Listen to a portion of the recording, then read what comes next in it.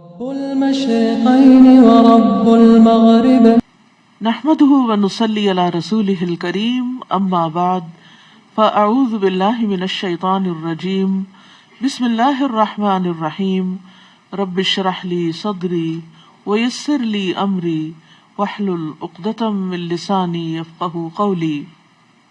28واں پارہ۔ بسم اللہ الرحمن الرحیم۔ سورۃ المجادلہ۔ قد سمع اللہ قول التی تجادلک فی زوجها وتشتکی الی اللہ واللہ یسمع تحاورکما ان اللہ سمیع بصیر۔ اللہ نے یقیناً اس عورت کی بات سن لی ہے جو اپنے خاوند کے بارے میں آپ سے جھگڑ رہی ہے اور اللہ کے حضور شکایت کر رہی ہے، اور اللہ تم دونوں کی گفتگو سن رہا ہے، بلا شبہ اللہ سب کچھ سننے والا دیکھنے والا ہے۔ یہ آیات کریمہ انصار میں سے ایک شخص کے بارے میں نازل ہوئی جب اس نے اپنی بیوی کو طویل مدت تک ساتھ رکھنے کے بعد صاحب اولاد ہونے کے بعد اپنے اوپر حرام قرار دے دیا تھا، تو اس کی بیوی نے اللہ سبحانہ تعالیٰ کے پاس شکایت کی اور اس کے خلاف مقدمہ لے کر رسول اللہ صلی اللہ علیہ وسلم کی خدمت میں حاضر ہوئی۔ وہ ایک بوڑھا شخص تھا۔ اس خاتون نے اللہ تعالیٰ اور رسول اللہ صلی اللہ علیہ وسلم کے پاس اپنے حال اور اس شخص کے حال کے بارے میں شکوہ کیا، اور بار بار کیا اور جرت کے ساتھ کیا اور اس کو ریپیٹ کیا، تو اللہ سبحانہ تعالیٰ نے فرمایا قد سمع اللہ قول التی تجادلک فی زوجها کہ اے پیغمبر صلی اللہ علیہ وسلم، جو عورت آپ سے اپنے شوہر کے بارے میں بحث اور جدال کر رہی تھی، اللہ تعالیٰ سے شکایت کر رہی تھی، اللہ تعالیٰ نے اس کی التجا سن لی، کیونکہ نبی صلی اللہ علیہ وسلم کے پاس اس کے لیے کوئی حل نہیں تھا۔ اس وقت جب وہ کہتی تھی کہ کیا میں اپنے شوہر پر حرام ہو چکی ہوں، تو آپ فرماتے تھے کہ میرا خیال ہے کہ تم حرام ہو چکی ہو۔ تو وہ کہتی کہ میرے چھوٹے چھوٹے بچے ہیں، اگر میں شوہر کے سپرد کروں گی تو وہ تربیت نہیں کر سکے گا، اور اگر میں ان کو اپنے ساتھ رکھوں گی تو وہ بھوکے مر جائیں گے، میرے لیے کوئی حل، اس میں سے کوئی حل نکالیے۔ تو بار بار کی تکرار کے بعد جب کوئی حل نہ نکلا تو اللہ سبحانہ تعالیٰ نے وحی کے ذریعے اس عورت کی بات سنی، اس کی التجا سن لی، ان کی بات جو نبی صلی اللہ علیہ وسلم کے ساتھ ہو رہی تھی سن لی، کیونکہ ان اللہ سمیع، بے شک اللہ سننے والا ہے۔ یعنی ساری مخلوق بیک وقت اللہ کو پکار رہی ہوتی ہے، اور اللہ تعالیٰ ان میں سے ہر ایک کی الگ الگ سن سکتا ہے، اور یہ کسی بھی اللہ کے سوا کسی کے بس میں نہیں کہ وہ لوگوں کی اس طرح باتیں سنے۔ مختلف زبانیں، مختلف آوازیں، مختلف اوقات، مختلف ضروریات، مختلف حاجتیں۔ اب آپ دیکھیے کہ ہم سب مثلا نماز پڑھنے جاتے ہیں، مسجد بھری بھی ہوتی ہے، اور ہر ایک اپنی اپنی دعائیں کر رہا ہوتا ہے، اور اللہ تعالیٰ سب کی سن رہا ہوتا ہے۔ بصیر، دیکھنے والا ہے، خوب دیکھنے والا ہے، جو اندھیری رات میں سیاہ پتھر پر رینگتی ہوئی سیاہ چونٹی کو بھی دیکھ لیتا ہے۔ تو یہ اللہ سبحانہ تعالیٰ کے کمال سمع و بصر کی خبر ہے کہ اللہ تعالیٰ چھوٹے بڑے تمام امور کو اپنے سمع و بصر کے ساتھ، یعنی دیکھنے اور سننے کے ساتھ ان کا احاطہ کیے ہوئے ہے، اور اللہ تعالیٰ پھر صرف سنتا نہیں بلکہ مسائل کو حل بھی کرتا ہے۔ اللہ تعالیٰ نے اس عورت کی مشکل اور مصیبت کو سن لیا اور اس کے ازالے کے لیے حکم بھی نازل کیا، اور وہ حکم کیا تھا؟ اور اس سننے کے بارے میں آپ دیکھیے کہ حضرت عائشہ کہتی ہیں کہ میں اس خاتون کی بات سن رہی تھی، لیکن مجھے اس میں سے کچھ باتیں سمجھ نہیں آ رہی تھی، اور وہ رسول اللہ صلی اللہ علیہ وسلم سے اپنے شوہر کی کچھ شکایت کر رہی تھی۔ تو اس سے یہ بھی پتہ چلتا ہے کہ اس عورت کی سمجھداری کتنی تھی کہ جب اپنے شوہر کی شکایت کرنی تھی تو اتنی خاموشی کے ساتھ کی کہ کسی دوسرے کو پتہ نہ چلا، معاملہ وہاں لے کر گئی جہاں سے معاملہ حل ہو سکتا تھا۔ اور پھر یہ ہے کہ اپنے خاندان اور اپنے گھر کو بچانے کی اس کو فکر تھی، بچوں کی اس کو فکر تھی، اس لیے وہ نہیں چاہتی تھی کہ اس کا شوہر اس کو اپنے سے الگ کر لے۔ فرمایا تم میں سے جو لوگ اپنی بیویوں سے زہار کرتے ہیں وہ ان کی فی الواقع مائیں نہیں بن جاتی، ان کی مائیں تو وہی ہیں جنہوں نے انہیں جنم دیا تھا، اور جو کچھ وہ کہتے ہیں وہ ایک ناپسندیدہ اور جھوٹی بات ہے، اور اللہ یقیناً معاف کرنے والا بخشنے والا ہے۔ تو اللہ سبحانہ تعالیٰ نے یہاں پر زہار کا قانون بتا دیا کہ جو لوگ اپنی بیویوں سے زہار کرتے ہیں، اور بیوی سے زہار کرنے کا مطلب یہ ہے کہ تم میرے اوپر میری ماں کی پیٹھ کی طرح حرام ہو، یعنی بیوی کو اپنے اوپر حرام کر لیتے ہیں، یعنی تو میرے لیے ایسی ہے جیسی میری ماں کی پیٹھ. تو یہ اس قول سے بیوی جو ہے پھر شوہر کے لیے اس کے ساتھ تعلق قائم کرنا حرام ہو جاتا ہے جب تک کہ وہ اس کا کفارہ ادا نہ کرے.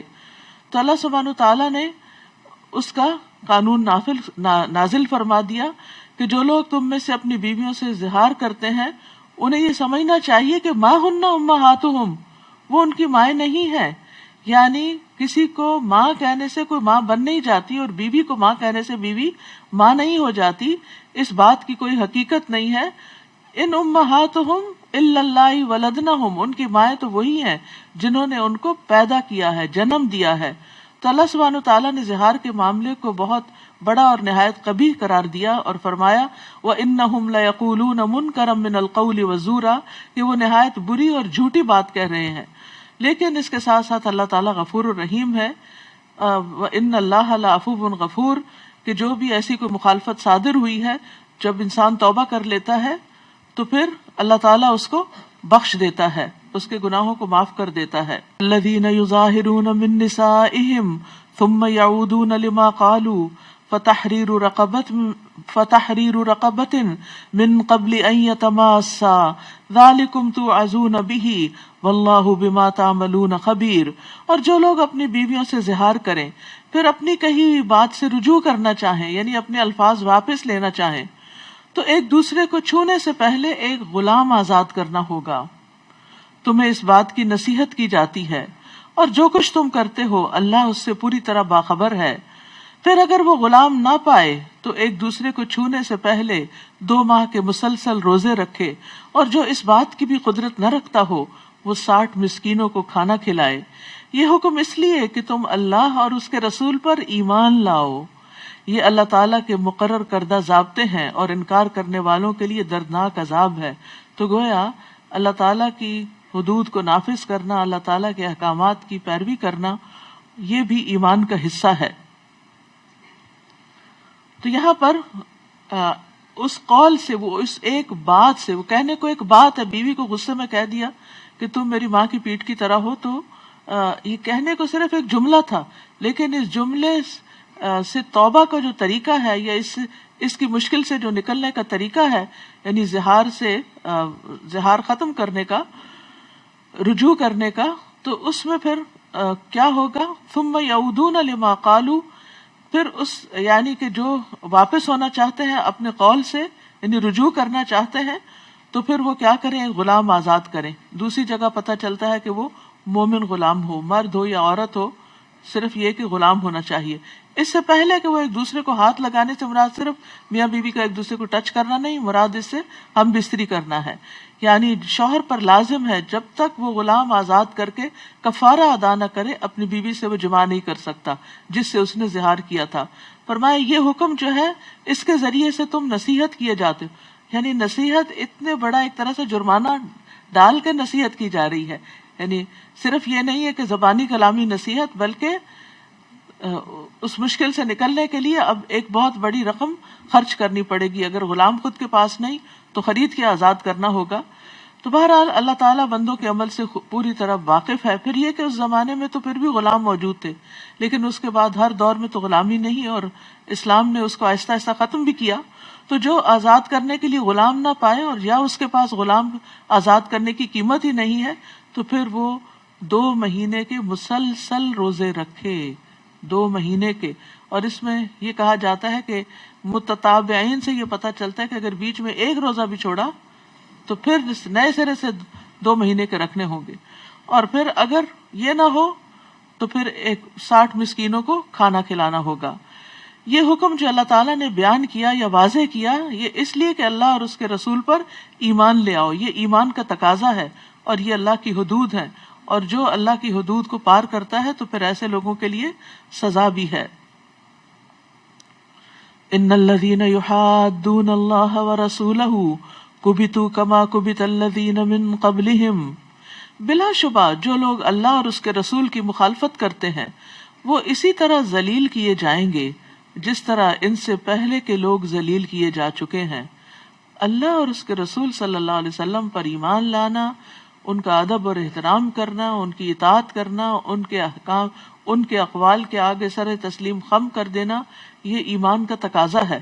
لیکن اگر کوئی ایسا نہیں کرتا اور انہیں اللہ یا اللہ کے رسول صلی اللہ علیہ وسلم کی باتوں پر کوئی آبجیکشن ہے یا ان کے فیصلوں پر کوئی ناراضگی ہے، تو پھر ایسی صورت میں وہ تیار ہو جائیں کہ اللہ تعالیٰ ان کو ذلت سے دوچار کرے گا۔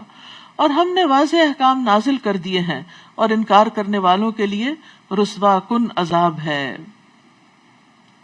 یاد رکھیے دنیا میں تو یعنی کہ ذلت کی بات کی گئی، لیکن آخرت میں جنت سے محرومی کی بات بھی آتی ہے۔ ایک حدیث میں رسول اللہ صلی اللہ علیہ وسلم نے فرمایا، میری ساری امت جنت میں جائے گی سوائے اس کے جس نے انکار کیا۔ صحابہ نے عرض کیا، یا رسول اللہ انکار کون کرتا ہے؟ آپ نے فرمایا، جو میری اطاعت کرے گا وہ جنت میں داخل ہوگا۔ یعنی صرف اللہ تعالیٰ کی اطاعت کافی نہیں، اللہ تعالیٰ کے ساتھ ساتھ رسول اللہ صلی اللہ علیہ وسلم کی اطاعت بھی ضروری ہے۔ اور جو میری نافرمانی کرے گا یقیناً اس نے انکار کیا۔ اسی طرح اللہ اور اس کے رسول کی مخالفت سے انسان فتنے میں پڑ جاتا ہے۔ تو سلف صالحین جو تھے وہ نبی صلی اللہ علیہ وسلم کی بات کے آگے کسی اور کی بات کو قبول نہیں کرتے تھے۔ قتادہ بیان کرتے ہیں کہ ابن سیرین نے ایک شخص کے سامنے نبی صلی اللہ علیہ وسلم کی کوئی حدیث بیان کی، تو وہ شخص بولا کہ فلاں شخص نے تو یہ اور بات کہی ہے۔ تو ابن سیرین نے کہا، میں تمہیں نبی صلی اللہ علیہ وسلم کی حدیث سنا رہا ہوں اور تم کہہ رہے ہو کہ فلاں نے تو یہ کہا ہے، آئندہ مجھ سے کوئی بات نہ کرنا۔ یعنی اس پر سخت ناراض ہوئے۔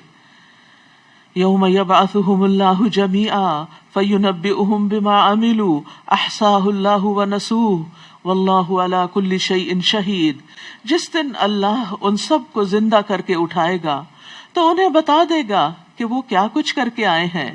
اللہ نے اس کا پورا ریکارڈ محفوظ کر رکھا ہے، اللہ نے ہر ان چیزوں کا پورا شمار کر رکھا ہے جبکہ وہ خود اسے بھول گئے ہیں، اور اللہ ہر چیز پر گواہ ہے۔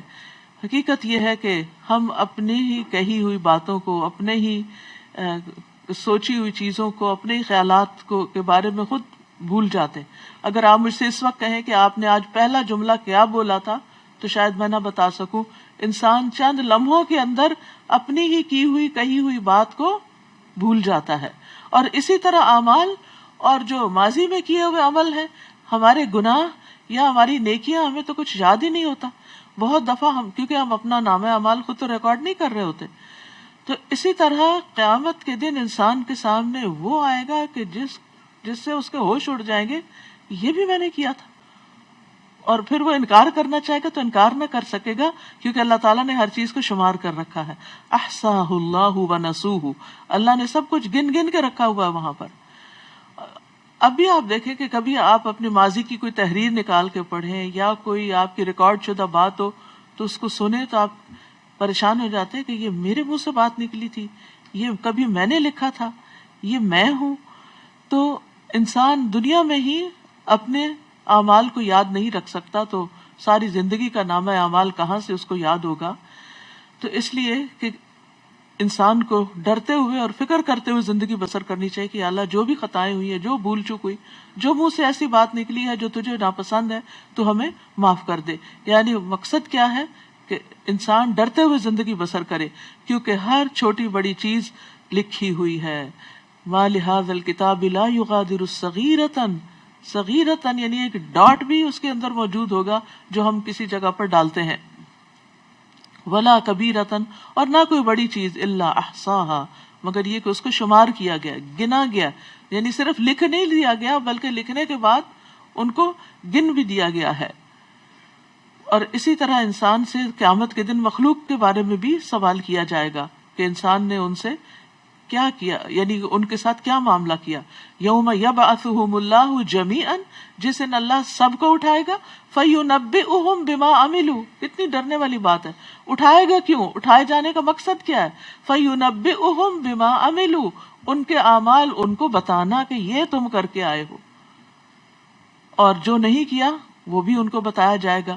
ایک حدیث میں آتا ہے، رسول اللہ صلی اللہ علیہ وسلم فرماتے ہیں کہ اللہ تعالیٰ فرمائے گا، اے ابن آدم میں بیمار ہوا تو نے میری عیادت نہیں کی، اے ابن آدم میں نے تجھ سے کھانا مانگا تو نے مجھے کھانا نہیں کھلایا، اے ابن آدم میں نے تجھ سے پانی مانگا تو نے مجھے پلایا نہیں۔ تو بندہ کہے گا اے میرے رب میں تیری عیادت کیسے کرتا، تجھے کھانا کیسے کھلاتا، تجھے پانی کیسے پلاتا، جبکہ تو رب العالمین ہے. تو اللہ تعالیٰ فرمائے گا کیا تو نہیں جانتا تھا کہ میرا فلاں بندہ بیمار تھا، تو نے اس کی عیادت نہیں کی؟ کیا تو نہیں جانتا تھا؟ اگر تو اس کی عیادت کرتا تو مجھے اس کے پاس پاتا. اسی طرح کھانے کے بارے میں اور پینے کے بارے میں بھی. تو اس سے یہ پتہ چلتا ہے کہ ہمارے یہ جو اعمال جو کچھ ہم دن بھر کرتے رہتے ہیں نا، یہ ایسے نہیں ہے کہ بس ہوا میں اڑ گئے، بلکہ یہ جمع ہو رہے ہیں. فَيُنَبِّئُهُم بِمَا عَمِلُوا. انسان دوسروں کے سامنے مکر جاتا ہے، انکار کر دیتا ہے، نہیں میں نے نہیں کہا، میں نے نہیں کیا، یہ کسی اور نے کیا ہوگا. لیکن اللہ اس چیز کو نہیں بھلاتا اور وہ سامنے آئے گا، الا یہ کہ انسان سچی توبہ کے ذریعے اپنے اعمال کو، اپنے برے اعمال کو مٹا دے. کیا آپ دیکھتے نہیں کہ جو کچھ بھی آسمانوں اور زمین میں موجود ہے اللہ اسے خوب جانتا ہے.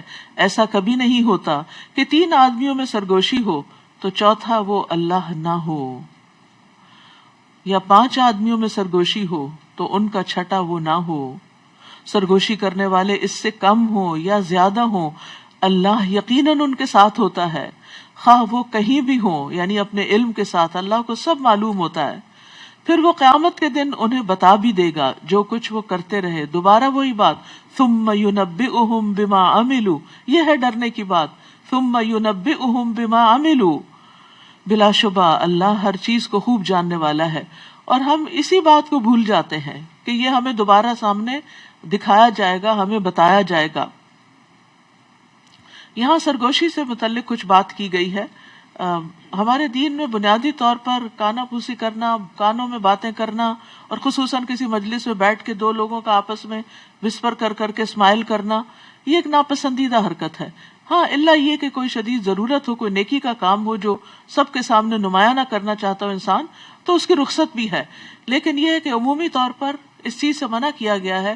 خاص طور پر اگر مجلس میں 3 لوگ ہوں تو 2 آپس میں باتیں کرے اور تیسرے کو اکیلا چھوڑ دیں، کیونکہ یہ چیز اس کو غمگین کرتی ہے.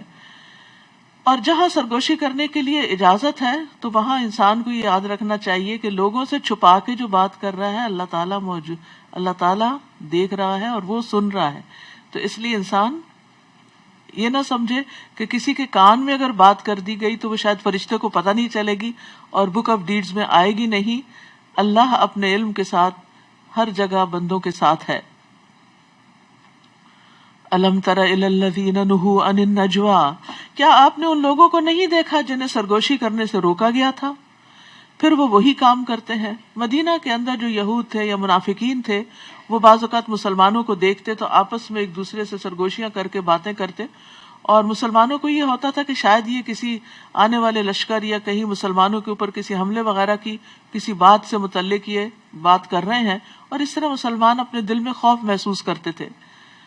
تو اللہ سبحانہ تعالیٰ نے ان لوگوں کو جو یہ حرکتیں کر رہے تھے چپکے چپکے، یعنی ایک دوسرے سے کان میں بات کر کے پھر ہنستے تھے مسلمانوں پر، اس سے روک دیا کہ کیا انہیں روکا نہیں گیا تھا، پھر وہ وہی کام کرتے ہیں جس سے انہیں روکا گیا تھا.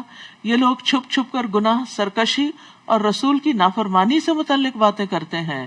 یہاں پر خاص طور پر آپ دیکھیے، گناہ اور سرکشی تو بہت سے لوگ چھپ کر باتیں کرتے ہیں، لیکن یہ باتیں کرنا کہ رسول اللہ صلی اللہ علیہ وسلم کی ہم فلاں بات مانیں گے نہیں، یہ ایک بہت بڑا جرم تھا.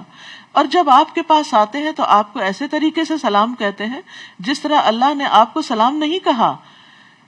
یعنی یہود خاص طور پر آپ کی مجلسوں میں آ کر آپ کو السلام علیکم کہنے کی بجائے السلام علیکم کہتے، جس کا مطلب تھا کہ نعوذ باللہ آپ پر موت واقع ہو. اور اپنے دلوں میں کہتے ہیں کہ جو کچھ ہم کہتے ہیں اس پر اللہ ہمیں سزا کیوں نہیں دیتا. یعنی ہم پیغمبر کے ساتھ اتنی بڑی بری حرکت کر لیتے ہیں تو ہمارا کچھ نہیں جاتا، تو اس پر اور دلیر بھی ہو جاتے تھے. ایسے لوگوں کو جہنم کافی ہے جس میں یہ داخل ہوں گے، سو ان کا انجام کیسا برا ہے. سلام جو ہے یہ اسلام کی نمایاں خصوصیت ہے. سلام اللہ کا نام بھی ہے، مسلمان کا مسلمان پر حق بھی ہے. مسلمان کی گفتگو کا آغاز سلام ہی سے ہونا چاہیے. سلام میں پہل کرنے والا افضل ہوتا ہے. آپ جس کو نہ جانتے ہو اس کو بھی سلام کریں، اور سلام کے ذریعے انسان خوب نیکیاں بھی کما سکتا ہے. یعنی آپ سلام کرتے ہیں 10 نیکیاں مل جاتی ہیں. اور اسی طرح یہ ہے کہ اگر السلام علیکم ورحمۃ اللہ کہتے ہیں تو 20، اور برکاتہ کا اضافہ کرتے ہیں تو 30. تو اتنے یعنی کہ دعا بھی ہو جاتی ہے اور نیکیوں میں بھی اضافہ ہوتا ہے. اور سلام میں بخل کرنے والا، یعنی دوسروں کو سلام نہ کرنے والا سب سے بڑا بخیل ہے. اور بخیلی جو ہے یہ ایک بدترین عادت ہے.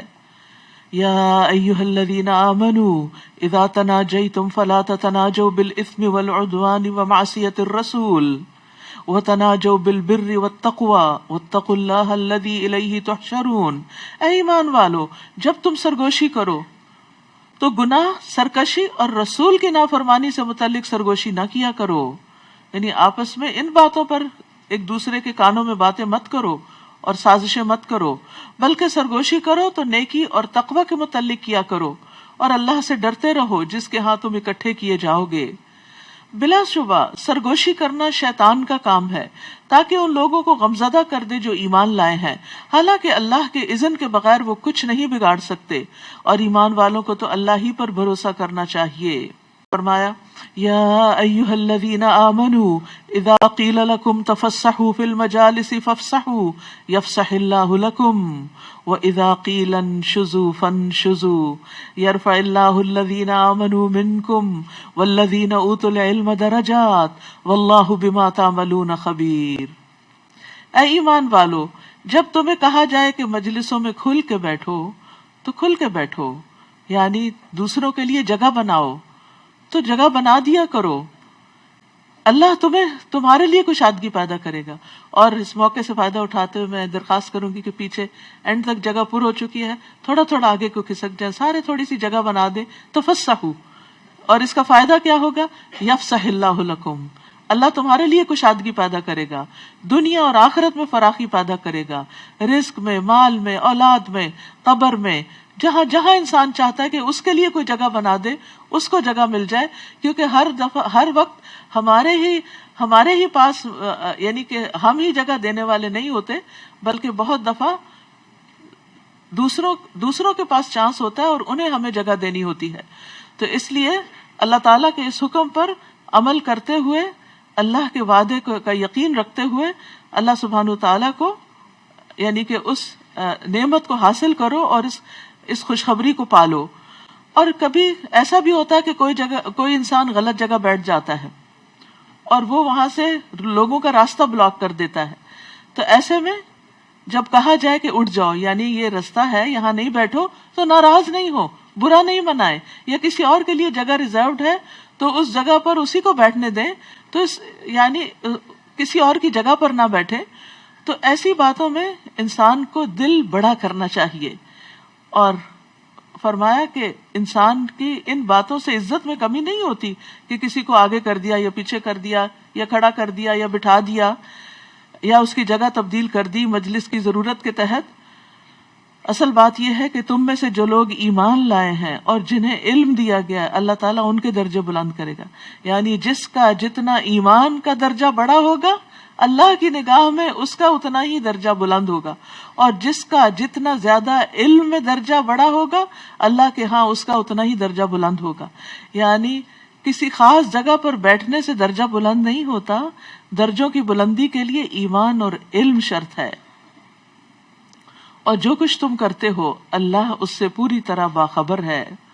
یعنی ہمیں اچھی طرح یاد رکھنا چاہیے کہ ہم تھوڑے سے بھی دل میں تنگی محسوس کرتے ہیں یا تھوڑا سا بھی دل میں دوسرے کو جگہ دیتے ہیں، دوسرے کے لیے جگہ بنا دیتے ہیں، کسی کو نہیں پتا چلتا، حتیٰ کہ جس کے لیے ہم کر رہے ہیں اس کو بھی نہیں پتا چلا، لیکن اللہ سبحانہ تعالیٰ کو پتا چل جاتا ہے اور وہ تمہیں اس کی جزا دے گا.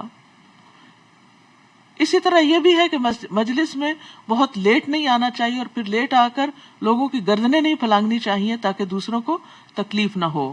یا ایھا الذین آمنوا اذا ناجیتم الرسول فقدموا بین یدی نجواکم صدقہ. اے ایمان والو، جب تم رسول سے سرگوشی کرنا چاہو تو اپنی سرگوشی سے پہلے صدقہ کیا کرو، یہ تمہارے لیے بہتر اور پاکیزہ تر بات ہے. ہاں اگر تم صدقہ دینے کے لیے کچھ نہ پاؤ تو بلا شبہ اللہ بخشنے والا، رحم کرنے والا ہے. یعنی ہمارے دل میں، ہمارے دین میں بڑی وسعت ہے. یعنی اللہ سبحانہ تعالیٰ یعنی ایک حکم بھی دیتا ہے، لیکن اس کے ساتھ ساتھ جو شخص معذور ہو یا جس کا ایک جینوئن ریزن ہو اس کو ایگزمپٹ بھی کر دیتا ہے. یہ آیت جو ہے یہ منسوخ ہو چکی ہے. کیا تم اس بات سے ڈر گئے کہ اپنی سرگوشی سے پہلے صدقے ادا کرو؟ پھر جب تم نے ایسا نہیں کیا اور اللہ نے بھی تمہیں اس سے معاف کر دیا تو اب نماز قائم کرو اور زکوٰۃ دو اور اللہ اور اس کے رسول کی اطاعت کرو، اور جو کچھ تم کرتے ہو اللہ اس سے پوری طرح باخبر ہے۔ کیا آپ نے ان لوگوں کو نہیں دیکھا جنہوں نے ایسے لوگوں کو دوست بنایا جن پر اللہ کا غضب ہوا؟ نہ تو وہ تم میں سے ہیں، اشارہ ہے منافقین کی طرف، نہ ہی ان میں سے، یعنی نہ تمہارے مخلص ہیں، نہ تمہارے دوست ہیں، نہ ان کے دوست ہیں، اور وہ جانتے بوجھتے جھوٹی باتوں پر قسمیں کھاتے ہیں۔ اللہ نے ان کے لیے سخت عذاب تیار کر رکھا ہے، بلا شبہ جو کچھ یہ کر رہے ہیں بہت برا ہے۔ انہوں نے اپنی قسموں کو ڈھال بنا رکھا ہے جس کی آڑ میں وہ لوگوں کو اللہ کی راہ سے روکتے ہیں، لہٰذا ان کے لیے رسوا کن عذاب ہوگا۔ اللہ کے سامنے نہ ان کے مال کچھ کام آئیں گے اور نہ اولاد، یہی لوگ اہل دوزخ ہیں جس میں وہ ہمیشہ رہیں گے۔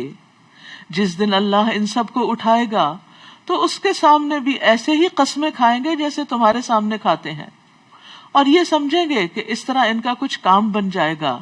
سن لو، یہی جھوٹے لوگ ہیں، شیطان ان پر مسلط ہو گیا ہے جس نے انہیں اللہ کا ذکر بھلا دیا ہے۔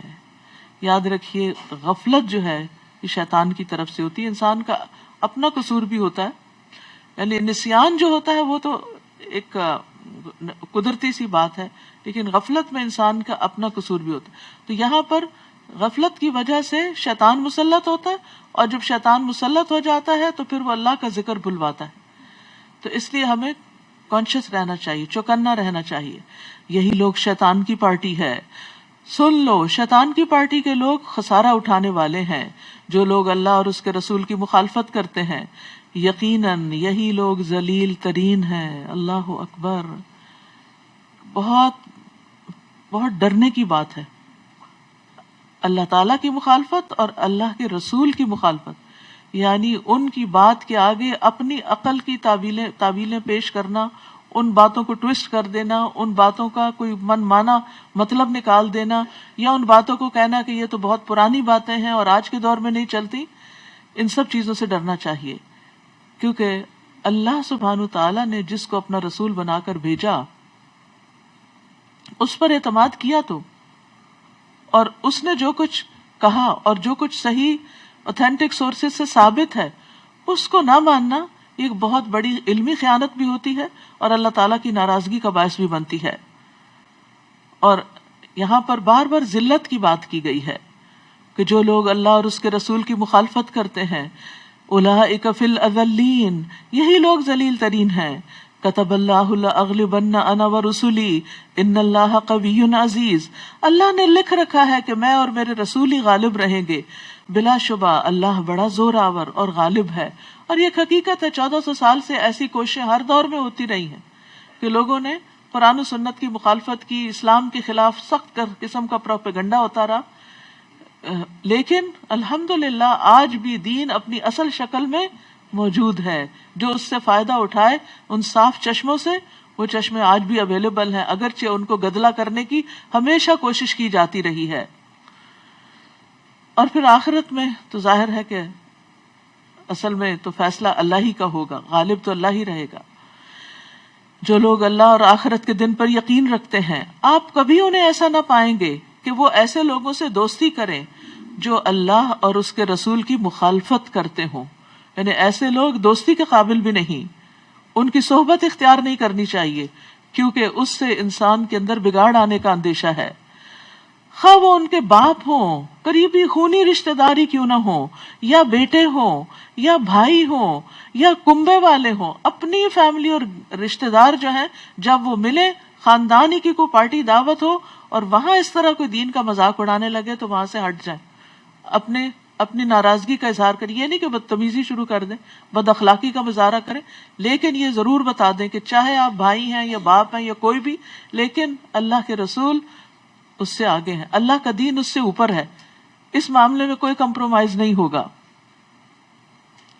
یہی لوگ ہیں، یعنی جو ایسے موقع پر اپنی ریزسٹنس دکھائیں اور ناراضگی کا اظہار کریں، تو یہی لوگ ہیں جن کے دلوں میں اللہ نے ایمان ثبت کر دیا، یہ ایمان کی علامت ہے، اور اپنی طرف سے ایک روح کے ذریعے انہیں قوت بخشی ہے۔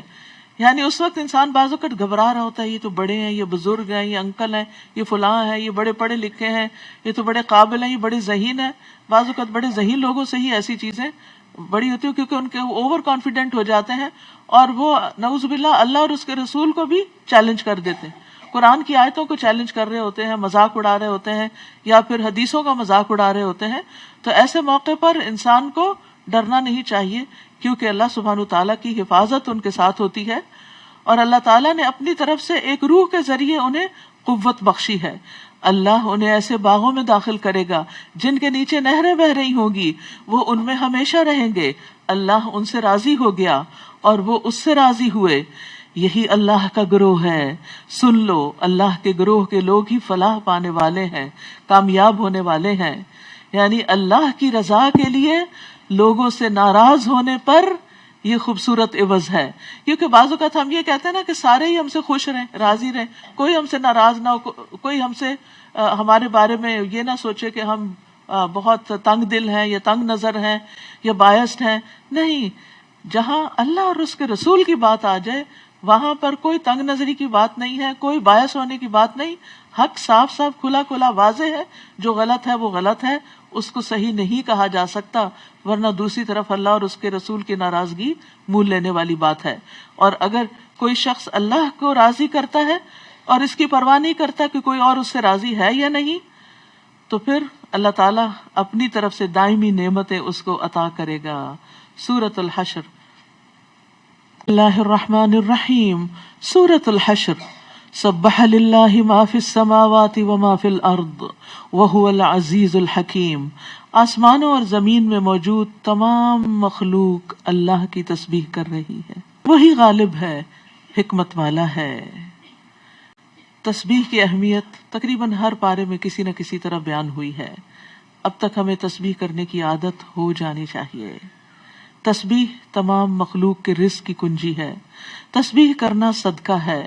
ایک بار تسبیح پڑھنے سے زمین و آسمان بھر جاتے ہیں. تسبیح کرنا، سبحان اللہ کہنا 100 بار سورج طلوع ہونے اور غروب ہونے سے 100 اونٹوں سے افضل عمل ہے. تسبیح کرنے سے جنت میں درخت لگتے ہیں. نبی صلی اللہ علیہ وسلم سونے سے پہلے مسلسل تسبیح کیا کرتے تھے. وہی تو ہے جس نے پہلے ہی حملے میں اہل کتاب کافروں کو ان کے گھروں سے باہر نکال دیا. غزوہ بنو نذیر کی طرف اشارہ ہے. تمہیں یہ خیال بھی نہ تھا کہ وہ اپنے گھروں سے نکل جائیں گے، اور وہ بھی یہ یقین کیے بیٹھے تھے کہ ان کے قلعے انہیں اللہ کی گرفت سے بچا لیں گے، مگر اللہ نے ایسے رخ سے انہیں آ لیا جس کا انہیں گمان بھی نہ تھا، اور ان کے دلوں میں ایسا رعب ڈال دیا کہ وہ خود ہی اپنے گھروں کو برباد کرنے لگے اور مسلمانوں کے ہاتھوں بھی کروانے لگے. پس اے اہل بصیرت عبرت حاصل کرو. چونکہ بنی نذیر نے نبی صلی اللہ علیہ وسلم کے ساتھ غداری کی تھی، ایک موقع پر جب آپ ان سے دیت کے سلسلے میں ان کے پاس گئے تو انہوں نے نبی صلی اللہ علیہ وسلم پر پتھر گرا کر آپ کو ہلاک کرنے کی کوشش کی. تو اس کے بعد انہیں مدینہ سے پھر نکال دیا گیا. اور اگر اللہ نے ان کے حق میں جلاوطنی نہ لکھی ہوتی تو انہیں دنیا میں ہی سخت سزا دے دیتا، اور آخرت میں تو ان کے لیے آگ کا عذاب ہے. یہ اس لیے ہوا کہ انہوں نے اللہ اور اس کے رسول کی مخالفت کی، اور جو اللہ کی مخالفت کرے تو اللہ انہیں سزا دینے میں بہت سخت ہے. تم نے کھجور کے جو بھی درخت کاٹے، یعنی ان کا محاصرہ کرنے کے لیے، یا انہیں اپنی جڑوں پر قائم رہنے دیا، تو یہ سب کچھ اللہ ہی کا حکم تھا. یہ اس لیے ہوا کہ اللہ فاسقوں کو رسوا کرے. جب رسول اللہ صلی اللہ علیہ وسلم نے بنو نذیر کا محاصرہ کیا تو انہیں رسوا کرنے کے لیے، ان کے دلوں میں رعب ڈالنے کے لیے بعض صحابہ کو حکم دیا کہ ان کی کھجوروں کے بعض درخت جو ہیں وہ کاٹ ڈالیں، جس پر انہوں نے بڑا پروپیگنڈا کیا کہ مسلمان بڑا فساد پھیلاتے ہیں اور درختوں کو کٹواتے ہیں. تو اس پر اللہ سبحانہ وتعالیٰ نے مسلمانوں کے اس عمل کی تائید کی. اور ان یہودیوں کے اموال سے جو کچھ اللہ نے ان سے اپنے رسول کو دلا دیا، جن کے لیے نہ تم نے گھوڑے دوڑائے تھے اور نہ اونٹ، یعنی تم نے باقاعدہ جنگ نہیں کی تھی، بلکہ اللہ ہی اپنے رسولوں کو جس پر چاہتا ہے مسلط کر دیتا ہے، اور اللہ ہر چیز پر قادر ہے. اس کو اموال فے کہا جاتا ہے. غنیمت وہ ہوتا ہے جو لڑائی کے ساتھ حاصل ہوتا ہے، لڑائی کے بعد حاصل ہوتا ہے، اور فے جو لڑے بغیر حاصل ہوتا ہے.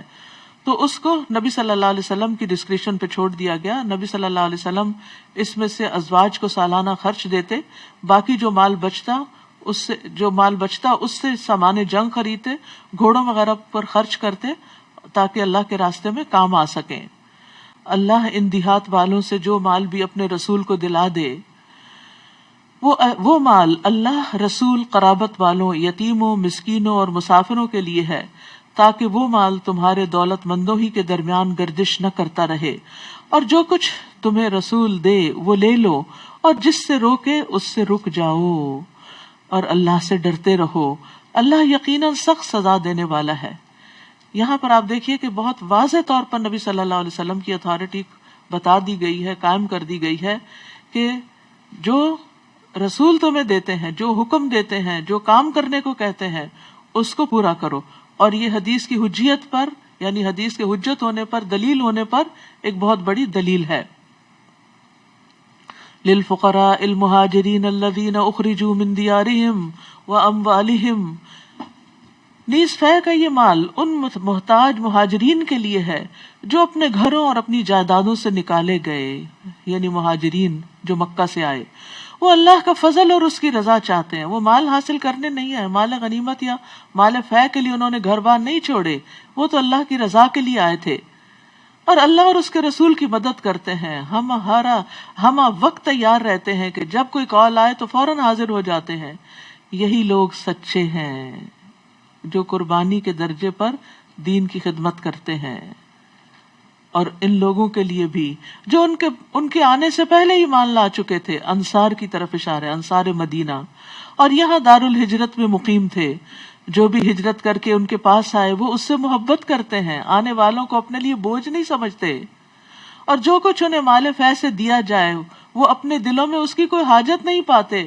جیسے مہاجرین کو مال کو کی خواہش نہیں تھی، ایسے ہی انصار بھی مال کی خاطر دین کی خدمت نہیں کرتے تھے، اور ان مہاجرین کو اپنی ذات پر ترجیح دیتے ہیں، خواہ خود فاقے سے ہوں. اور جو شخص اپنے نفس کی حرص سے بچا لیا گیا تو ایسے ہی لوگ کامیاب ہیں. اس آیت کے نشان نزول میں ایک مشہور واقعہ بیان کیا جاتا ہے کہ نبی صلی اللہ علیہ وسلم کی خدمت میں ایک شخص حاضر ہوا اور کہا، اللہ کے رسول میں فاقہ زدہ ہوں. تو آپ نے اپنے ازواج کے پاس اسے بھیج دیا، لیکن کچھ کھانے کی کوئی چیز نہیں تھی. تو آپ صلی اللہ علیہ وسلم نے فرمایا، کیا کوئی ایسا شخص ہے جو آج رات اس کی مہمانی کرے، یعنی اس مہمان کی میزبانی کرے تو اللہ اس پر رحم فرمائے. تو ایک انصاری صحابی اٹھ کھڑے ہوئے، کہنے لگے، اللہ کے رسول میں کروں گا. پھر وہ انہیں اپنے ساتھ گھر لے گئے اور اپنی بیوی سے کہا، یہ اللہ کے رسول کے مہمان ہیں. غریب فقیر شخص، فاقہ زدہ، جس کو تھوڑا سا کچھ کھانے کو چاہیے تھا، اس کو مہمان کا درجہ دیا گیا. اور اس کو آپ نے اپنے گھر والوں کے پاس بھیجا لیکن کچھ نہ پایا تو انصاری نے اس کو اپنا مہمان بنایا. آپ دیکھیے کہ کس طرح مسلمان کی عزت کرتا ہے، اور کس طرح اللہ کے رسول صلی اللہ علیہ وسلم کے دیے ہوئے کام کو اپنی خوش قسمتی اور خوش بختی سمجھتا ہے. تو انہوں نے اپنی بیوی سے کہا کہ ان سے کوئی چیز بچا کے نہ رکھنا. وہ کہنے لگی کہ اللہ کی قسم میرے پاس تو صرف بچوں کا کھانا ہے اور تو کچھ نہیں گھر میں. انصاری صحابی نے کہا، جب بچے کھانا مانگنے لگے تو انہیں سلا دینا، چراغ بجھا دینا، آج رات ہم بھی بھوکے ہی رہ لیں گے. بیوی نے ایسا ہی کیا. پھر وہ شخص صبح کے وقت آپ کی خدمت میں حاضر ہوا تو رسول اللہ صلی اللہ علیہ وسلم نے اس کی تعریف فرمائی کہ فلاں مرد اور فلاں عورت پر اللہ عز و جل بہت خوش ہوا ہے، یا فرمایا کہ اللہ تعالیٰ آپ پر مسکرایا ہے. اور پھر اللہ تعالیٰ نے یہ آیت نازل کی کہ وہ خود بھوکے رہ کر دوسروں کو کھلاتے ہیں. یہ ہے دین کی سچی محبت، یا اللہ کی خاطر انسان جن سے محبت کرتا ہے ان کے لیے بعض اوقات اپنی ذات کو پیچھے کر کے ان کو آگے کر دیتا ہے. وَمَن يُوقَ شُحَّ نَفْسِهِ فَأُولَٰئِكَ هُمُ الْمُفْلِحُونَ، اور جو اپنے نفس کے شح سے، تنگی سے، بخیلی سے، حرص سے، لالچ سے بچا لیا گیا تو ایسے ہی لوگ دراصل کامیاب ہونے والے. بات یہ ہے کہ اپنے نفس کے خلاف جہاد اور اپنے نفس کے خلاف کوشش جو ہے، یہ ایک بڑی مشکل کام ہے کہ انسان بعض اوقات دوسروں کو بہت کچھ سمجھاتا ہے اور کہتا ہے، لیکن جب بات اپنے پہ آتی ہے تو عمل سے پیچھے رہ جاتا ہے. تو شح کا علاج کیا ہے؟ رسول اللہ صلی اللہ علیہ وسلم نے فرمایا، جو مال خرچ کرنے پر بخیل ہو تو اسے بکثرت سبحان اللہ و بحمدہ پڑھنا چاہیے. یہ اللہ کے نزدیک سونے کا پہاڑ خرچ کرنے سے زیادہ پسندیدہ ہے. اور دوسری بات یہ ہے کہ نبی صلی اللہ علیہ وسلم کو بھی دل کی تنگی کا علاج، جو لوگوں کی باتوں کی وجہ سے آپ کا دل تنگ ہوتا تھا، تسبیح بتایا گیا. تو تسبیح کا پڑھنا دل کو وسیع کرتا ہے، کھلا کر دیتا ہے. دل میں آنے والے بخل کے خلاف انسان پھر عمل کر لیتا ہے. تو اور پھر دوسرا حل کیا ہے کہ مال کی ہرس ہونے کے باوجود اپنے پسندیدہ مال میں سے صدقہ کرنا، خرچ کرنا، اور یہ افضل ترین صدقہ ہے. اور مال اکٹھا کرتے رہنے کی بجائے ساتھ ساتھ نکالتے رہنا چاہیے. حضرت اسماء کہتی ہیں کہ مجھے رسول اللہ صلی اللہ علیہ وسلم نے فرمایا، انفقی او اندحی او انفحی ولا تحسی فیحسی اللہ علیکی. خرچ کرو یا تھوڑا تھوڑا کر کے خرچ کرتی رہو، لیکن گن گن کے نہ رکھو، اللہ بھی تمہیں گن گن کے دے گا. اور بخل سے اللہ کی پناہ بھی مانگنی چاہیے. اللہم انی اعوذ بک من البخل، اللہ میں بخل سے، دل کی تنگی سے اپنے آپ کو بچا کے تیرے حوالے کرتا ہوں. والذین جاءوا من بعدہم، اور ان لوگوں کے لیے بھی جو ان کے بعد آئیں، مہاجرین و انصار کے بعد آئیں اور کہیں، کیا کہیں، ربنا اغفر لنا ولاخواننا الذین سبقونا بالایمان ولا تجعل فی قلوبنا غلا للذین آمنوا ربنا انک رؤوف الرحیم. اے ہمارے رب، ہمیں بھی بخش دے اور ہمارے ان بھائیوں کو بھی جو ہم سے پہلے ایمان لائے تھے، اور جو لوگ ایمان لائے ہیں ان کے لیے ہمارے دلوں میں کدورت نہ رہنے دے. ہمارے دل میں کسی کے خلاف کوئی حسد، بغض کچھ بھی نہ ہو، کوئی تنگی نہ ہو، ہمارے دل صاف ہوں. اے ہمارے رب، تو بڑا مہربان اور رحم کرنے والا ہے. تو ایمان والوں کے لیے دعائیں بھی کرنی چاہیے. اور یہاں اموال فے میں ان لوگوں کا حصہ بتایا گیا کہ جو ایمان والوں کے لیے خیر خواہ ہیں، لیکن جو ایمان والوں کو گالیاں دیں اور برا بلا کہیں، ان کے لیے اس میں حصہ نہیں. اسی طرح ہم یہ جو دعا پڑھتے ہیں، ربنا اغفر لی ولوالدی وللمؤمنین یوم یقوم الحساب، تو اس میں سب کے لیے دعا ہو جاتی. بعض اوقات ہم ایک دوسرے سے بہت زیادہ تکیہ کلام کے طور پہ کہتے رہے دعا کرے دعا کرے، جبکہ بتاتا بھی نہیں کہ کیا دعا کرے. تو اس میں تو ایسے میں جب مثلاً آپ کوئی بہت زیادہ کہے، تو پھر اس صورت میں اس دعا کو کانشیسلی مانگ لینا چاہیے کہ یا اللہ سب کو بخش دے. اور کیونکہ بخشش سب سے بڑی ضرورت ہے ہم سب کی. ہمارے گناہ بخشے جائے تو ہماری دنیا کی رکاوٹیں بھی دور ہو جائیں ہم سے، وہ بھی مشکلات آسان ہو جائیں.